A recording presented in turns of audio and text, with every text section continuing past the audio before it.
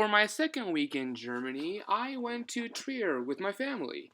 It is basically the oldest city in all of modern-day Germany, and the house you're seeing right here is the house where Karl Marx was born. We didn't have time to go to the whole museum, because it's Karl Marx, whatever, but we didn't have time. But this house you're seeing is been refurbished, but it is the original house where Karl Marx did live. Pretty cool. Also, that is not the red part, but the black bricks are original foundations of a bridge that the Romans built.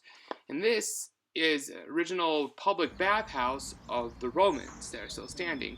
There was the more elite bathhouse that has better standing walls, but yeah, there's still original walls from the typical bathhouse a average Roman would go to, and right there in Trier. And also, this palace, built in the 1700s, was used by a king. And also, in the late 1800s, it was used as the headquarters for a military unit of Prussia. Cool. And right here is a basilica. I forgot the name of the basilica. But it actually was an old Roman temple that the Christians converted for their own use. So you can just imagine, all those years ago, a nice, big, to a Roman god was right there at the very front. But still pretty impressive, and that's echoey.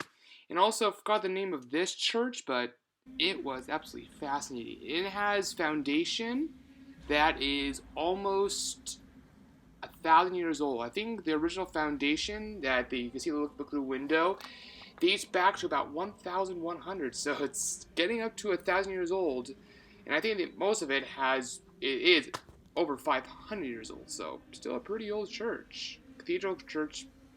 It's hard to tell the name's actually on there if a bishop is there or not, but the church, or cathedral, whatever it is still beautiful, as you could see by the stained glass, the architecture.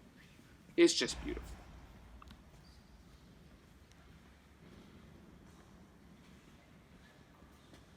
And this is actually a very old church, I think it is 1,000 years old, and it actually was it was the grave of a very important saint. It has very old, original, hand-chiseled artwork actually inside it, as you can see by these pictures.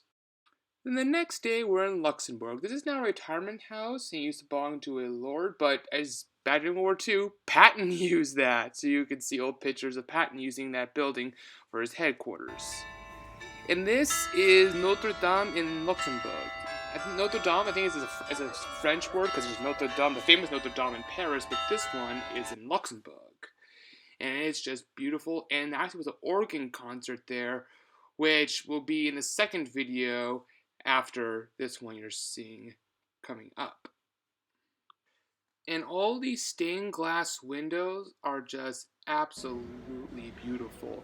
Some of them do date back hundreds of years, and some of them are just modern they're copied right from the paintings of the originals, but sometimes it's hard to tell which ones are the ones that are hundreds of years old, and those are just basically 80 years old, just remakes of the originals.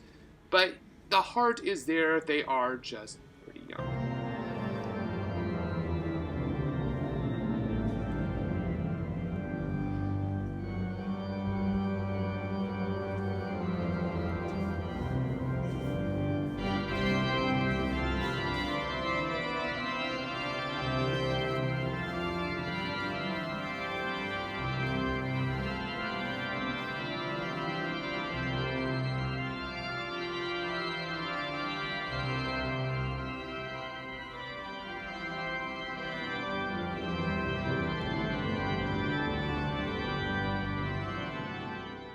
And at the Royal Palace of Luxembourg, the royal family has a guardian with a bullpup. Nice. And also in Luxembourg, they have this old network dating back to the 1500s of this giant tunnel system that's naturally occurring, and they made it better. And it was a huge defense system for the city of Luxembourg. Well, technically the city and the state, but whatever. It's the city of Luxembourg. And it's just very tight quarters. Sometimes I had to duck around in the video coming up that they were very narrow stairways that I'm pretty thin, so I was pretty okay with it. But being tall, like I showed you in Altenburg, Upper Talba, some of these places were meant for shorter people. Even with all of their headgear on, I would still be taller than a lot of the soldiers back then, if not all of them. Maybe you got that one big guy, but yeah, these tunnel systems were meant for shorter people. And yeah, here's the view right here. Sorry about the darkness and the camera angle, just trying to film this at the right light. But you can see right there just how thin and narrow this little walkway was. We also popped down to visit near Verdun, which was semi-close by, only about an hour and a half's drive. We didn't see the whole battlefield because it was getting late, but we saw the main monument that was there. Very nice, and the graves you see in this panorama are just a few of the many that died in that very gruesome battle of Verdun. And here's just one of the no man's land areas. And this is assigned to a little city that was destroyed, a town outside Verdun. And sorry here, it was just demolished. Is that all these craters where houses used to be, and they just let nature reclaim it and just left the explosion with the giant craters where the shells would impact and explode. You can see there, after over 100 years, those craters are still there. That just gives you an idea. And actually, here is another no man's land that was around. I forgot which side was which, but this is a little bit outside of that town, about a minute's drive. And they probably have cleared most of it, but they do have a walkway, one for any dead bodies that might still be way down below, and for the probability they might have not been able to dig up a explosive that might still be there.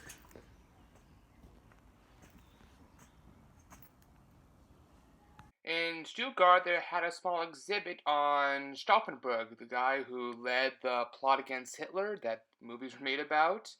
That was his military dress sword, and that was actually his release from being injured in North Africa, his picture book. Also coming up next was his cello when he was a child. And there's a few other artifacts, like that's a writing desk from the 30s and 40s. And that room actually was a basement to his original house he lived at. And next door was a very beautiful church, as some of it was destroyed, but some of that artwork you see right there, chiseled artwork, is actually original. So, that was my second week in Germany, and I hope to see you in my next video. If I do, if I make another video.